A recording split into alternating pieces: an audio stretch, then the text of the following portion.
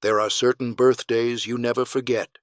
For Solomon Lapidus, his 20th birthday would mark the beginning of a journey that would test every fiber of his being. It was May 10th, 1941. In Minsk, as Sol, a young man from a large, close-knit Jewish family, celebrated turning 20, he also received his draft notice. That day, he joined the Red Army. He couldn't have known then what lay ahead. None of them could. But in less than 2 months, everything would change. June 22nd, 1941. Operation Barbarossa. Hitler broke his non-aggression pact with Stalin, and 3 million German soldiers poured across the Soviet border. The Wehrmacht's advance was swift and brutal. Within weeks, they had driven deep into Soviet territory, scattering the Red Army like leaves before a storm. Sol Lapidus, barely 2 months into his military service, suddenly found himself running for his life. With only the clothes on his back, he fled eastward toward Smolensk, trying desperately to stay ahead of the German advance. For 3 weeks, he ran. 3 weeks of hunger, exhaustion, and terror. But the Germans were everywhere. Eventually, inevitably, Sol was captured. The prisoner of war camp was a place designed to break men. Sol languished there through the summer of 1941, watching fellow prisoners succumb to starvation, disease, and despair. In these camps, Soviet Jewish POWs faced particular brutality. The Nazis saw them not just as enemies, but as subhuman, doubly condemned for being both Soviet and Jewish. But Sol Lapidus was not ready to die. In August 1941, help came from an unexpected source. Local peasants, ordinary people who risked their own lives, smuggled wire cutters to Sol and a group of other prisoners. These brave souls, whose names we may never know, gave these men a chance. Hours before dawn, Sol and 17 others crawled on their stomachs toward freedom.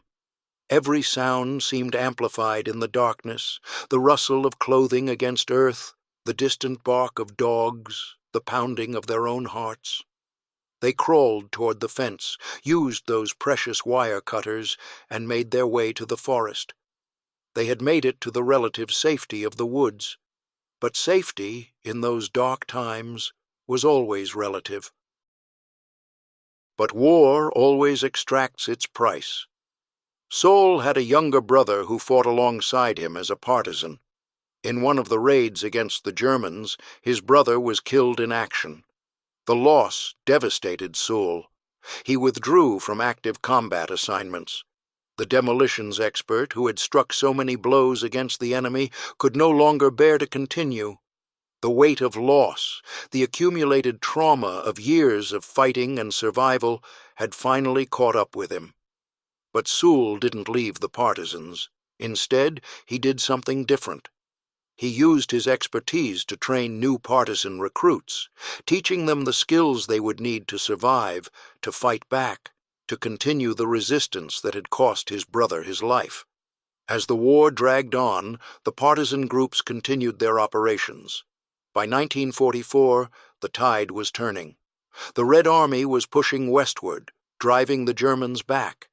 The partisan groups in Belarus had harassed, disrupted, and fought the occupiers for years, and now liberation was finally coming. It was toward the end of the war, in the town of Lida, when Sol attended a concert. Music had always been important to him. He'd organized performances throughout the war. But this concert would change his life in a way no battlefield ever could. He saw her across the crowd. Ruth Novopudsky. Ruth was also a partisan. She had fought with the Bielski group, surviving years in the forest. Sol was immediately drawn to her kindness and her beauty. They began spending time together, two people who had survived hell, finding something precious in each other. Then Sol fell ill with typhus. In those days, in those conditions, typhus was often a death sentence. The partisan doctor had passed away, and there was no one with medical training to care for the sick. But Ruth refused to let Sol die. She nursed him back to health, caring for him day and night. When everyone else might have given up hope, Ruth stayed by his side. She saved his life. Years later, Sol would reflect on his time as a partisan with these words: "We proved that we are people that survived because we fought for it, not because somebody else was fighting for us." That defiance, that refusal to be passive victims, defined Sol's war. And now, with Ruth by his side, he could begin to imagine a future. On December 31st, 1945, after the war had ended, Sol and Ruth were married. Recognition came for Sol's bravery. He received many medals from the Soviet Union, including the Order of Lenin, the highest honor the country could bestow. The young man who had been drafted on his 20th birthday had become a war hero. But for Sol and Ruth, like so many survivors, the question now was, where do we go from here? They spent time in Austria, where their son Jack was born. They were among the displaced millions, people trying to rebuild lives in a world that had been shattered. In 1949, 4 years after the war ended, Sol and Ruth finally made it to America. The transition wasn't easy. They arrived in a new country, with a new language, trying to establish themselves with few resources. Sol learned a trade and became a builder, taking the hands that had once placed explosives on railway lines and using them to construct new lives, new homes, new futures. Their daughter Beverly was born in the United States, an American citizen from birth. The family was growing, healing, moving forward, but they never forgot. Sol and Ruth reconnected with other survivors from Lida, and together they formed something important, the Lida Memorial Society. They wanted to honor and remember the 5,670 lives lost during the liquidation of the Lida ghetto on May 8, 1942.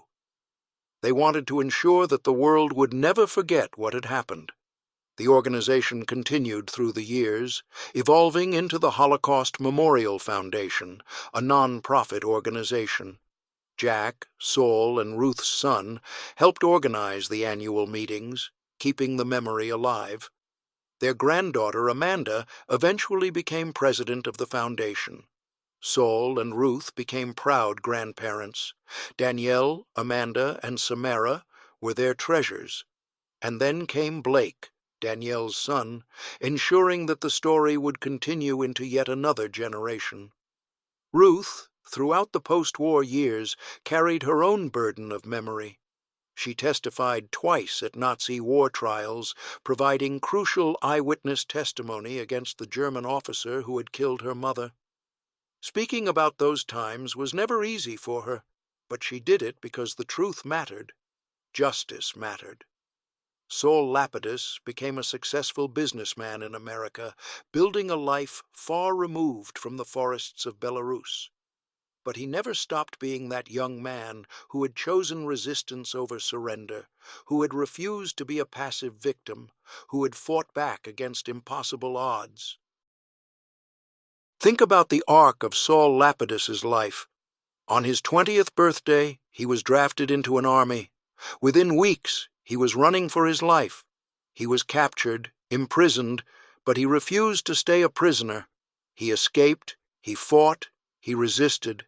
He became an expert in demolitions and an organizer of partisan entertainment, finding ways to fight the enemy and to keep hope alive among his fellow fighters. He lost his brother to the war, a loss that changed him profoundly. But he found love in Ruth, who saved his life just as surely as he had saved others.